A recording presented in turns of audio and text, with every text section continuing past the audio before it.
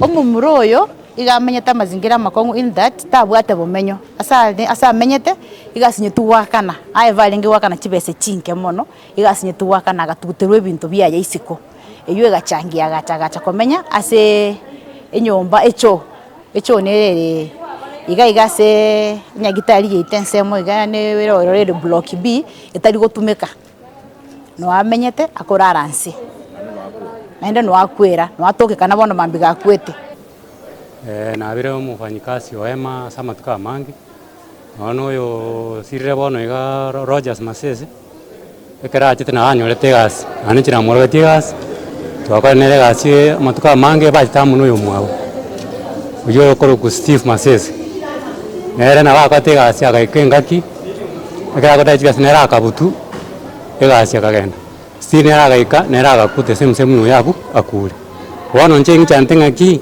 onye mbago tonjibesa ekuna kuwa abantu bakubwachi pesa bakabapwa wetera badaiwaka njibesa chiabo bagenda bakwere chinsobo.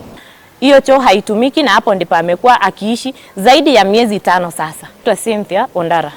Nimekuwa mfanyakazi wa hema miaka 3.5 sasa imeisha. Mimi kwa sasa vile ninaongea nilipewa barua ya kunisimamisha kazi. Nilipewa barua ya kunisimamisha wakati tulikuwa tunaitisha mshahara wetu wa miezi 12. Wakati walitupa barua tukaenda nje, huyu mmoja wetu mwenye amekufa leo usiku wa kupambazukia leo, tumekuwa pamoja katika hiyo redundancy list. So tumeenda nyumbani, tumeshinda tukifuatilia pesa yetu, kesi iko kotini. Huyu jamaa ameshinda akifuatilia pesa yake, wakamfuta kazi wakimwambia analewa ndiye anakuja kudai pesa. Jamaa amekuwa akiishi kwa choo. Hapo ndipo anatandika boxes, mzee analala. Nguo zake anafua zikikauka analeta, anafunganisha, anaweka kwa box. So amekuwa akitoka kwa choo, anakuja anafanya kazi, anamaliza anarudi kwa choo yake kulala huko. Tunaomba justice ipatikane kwa vile hii imekuwa mazoea ya kutolipa watu.